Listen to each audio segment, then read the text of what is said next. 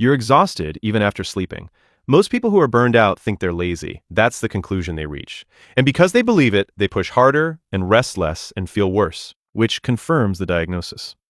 The loop runs until something breaks. Here's the thing. Laziness and burnout look identical from the outside. Both result in not doing things. The difference is what's underneath. Lazy is a motivation problem. Burned out is a resource problem. You cannot motivate your way out of a resource problem. That's like yelling at a car with no fuel. Burnout exhaustion doesn't respond to sleep the way normal tiredness does.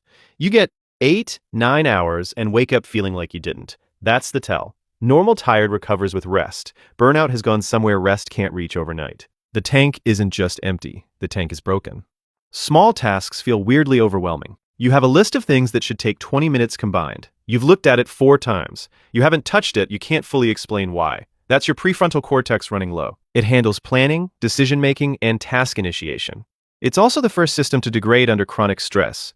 When it goes, even simple tasks feel like they require resources that aren't there. Here's the messed up part. The tasks that feel most impossible are usually the easiest ones on paper. Reply to one email, make one call. The gap between how simple they look and how impossible they feel is what makes burned out people think they're losing their minds. They're not. The machinery is just broken. You procrastinate things you actually care about. Avoiding things you hate makes sense.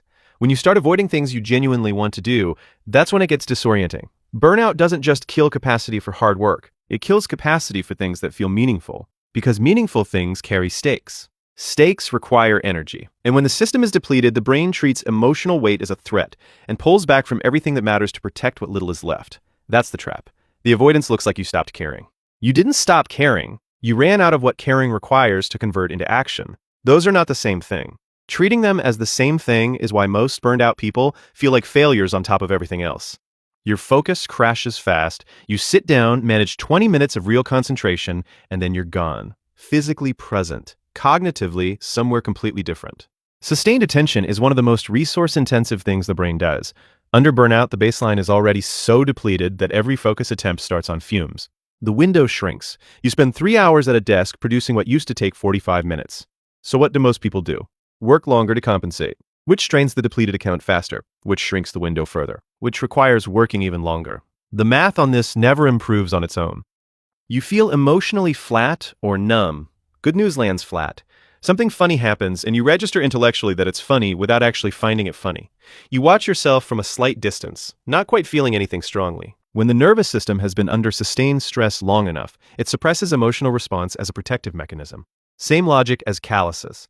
The system hardens the parts that keep getting hit. The problem is it's not selective. It doesn't reduce just the difficult feelings, it reduces all of them. Joy, excitement, connection, they all go quiet together. You don't feel less bad, you feel less everything, and after a while, that flatness becomes its own kind of problem. You get irritated by tiny things. Someone chews loudly and you have an internal reaction that's completely disproportionate. A minor inconvenience produces frustration that surprises even you. You snap at someone and then don't fully know where it came from. Frustration tolerance is a resource. Like focus and decision-making, it degrades under sustained stress. When the system is depleted, the threshold drops. Things that rolled off you 6 months ago now produce a reaction because there's nothing left to absorb them with. Here's the uncomfortable part. The people who get the worst of it are almost always the ones closest to you. You've been managing your presentation all day for everyone else. By the time you're home, the capacity is gone. The people who didn't earn the managed version get the real one instead. You dread work you used to handle fine. The work hasn't changed, you have. Burnout dread is different from regular stress. Regular stress has a specific target. This dread is diffuse. It's waking up and feeling resistance to the entire day before a single thing has gone wrong. The weight of it before it's even started. Work you used to approach with something close to energy now feels like a wall before you've touched it. That shift is data. Your brain is generating a completely different response to the same stimulus. That's not a motivation problem. That's a system problem. And pushing through a system problem with more effort is how you make a system problem a system failure. You're constantly anxious about falling behind.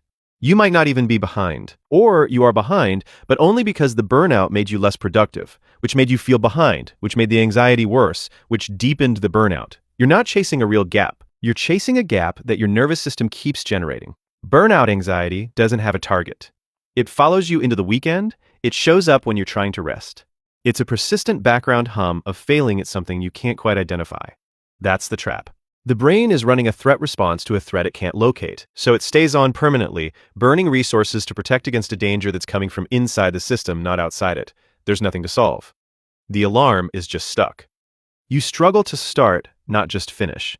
Finishing is hard for everyone sometimes. When starting becomes the hardest part of every task, that's a specific signal worth paying attention to. Task initiation requires a burst of activation from the prefrontal cortex. Under burnout, that activation is expensive in a way it normally isn't. The brain resists spending the resource. So you sit with the task, open it and close it, think about doing it without doing it for much longer than makes any sense. Here's the thing. Once you actually start, it's usually fine. The task itself isn't the problem. The ignition is broken, and treating a broken ignition as a willpower problem is a complete waste of time. Breaks don't feel restorative anymore. You take a break, you come back feeling exactly the same, or worse. The rest isn't landing. At a certain depth of burnout, the nervous system can't fully shift into recovery mode even when you give it the opportunity. The background stress response stays partially on. You're physically still while your brain keeps running.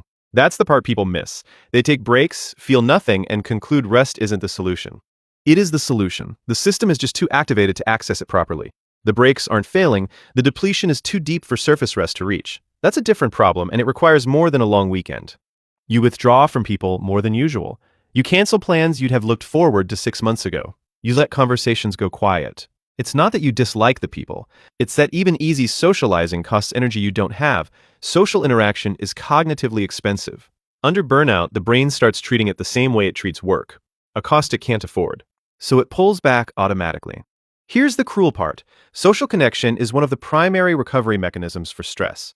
Burnout removes the thing that would most help, and it does it automatically before you've consciously decided anything. You don't choose to withdraw. The system makes that choice for you and doesn't ask. You feel guilty even while resting. You're doing nothing. That's the point. And somewhere underneath the nothing, there's a quiet, persistent guilt about not being productive, which means the rest is contaminated by the exact pressure that made the rest necessary. True rest requires the nervous system to actually downregulate. Guilt keeps it partially activated. You're lying down while your brain runs an anxious background process about whether lying down is allowed. The rest doesn't count physiologically. You're not actually resting. You're performing rest while stressed about resting. Somewhere you learned that your worth is tied to your output. When the output stops, the equation runs backwards. Untangling that isn't optional recovery. It's the recovery. Your memory feels foggy. You forget things you'd normally retain. You read a paragraph and can't recall it 30 seconds later. You walk into a room and the reason evaporates. It feels new and vaguely alarming. Chronic stress elevates cortisol. Chronically elevated cortisol impairs the hippocampus. That's your memory consolidation center.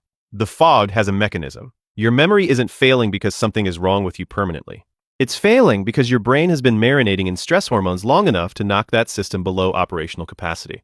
It reverses, but not while the stressor is still running at full intensity, which is why working harder through the fog is the one approach guaranteed to make the fog worse. You're doing less but feel more drained. Your output has dropped. You're doing less than before, and somehow you're more exhausted than when you were doing more. This one confuses people enough that they usually land on the wrong explanation. The reason is that burnout adds a constant invisible load the visible work doesn't account for. The background anxiety, the emotional suppression, the effort of initiating every task, the cognitive cost of feeling behind. That's all running continuously, whether you're working or not. You're not doing less total work. You're doing less visible work while the invisible load has gone up substantially. The gap between how little you appear to be doing and how wrecked you feel is exactly what makes burned out people conclude they must be lazy. That conclusion is wrong. And it's the conclusion that keeps them stuck. You keep saying, I just need to push harder, but get worse. This is the last one, and it's the most important. Burnout responds to effort the opposite way normal fatigue does. Normal tired, you push through, you finish, you recover. You're fine. Burned out, you push through, the performance temporarily holds, the depletion gets worse, the next attempt costs more, you push harder to compensate, and the deterioration accelerates. The harder you push, the faster it goes. Here's the thing. The instinct to push harder isn't wrong in most situations. It's just wrong in this one. And it keeps getting used because it used to work. When things got hard, pushing harder solved it. So the brain reaches for the tool that historically fixed hard things. Burnout isn't a hard thing. It's a depleted system. And more demand on a depleted system isn't a solution. It's how the depleted system becomes a broken one. Recognizing that the strategy is actively making it worse is the first real step. Most people get there only after months of confirming it the hard way.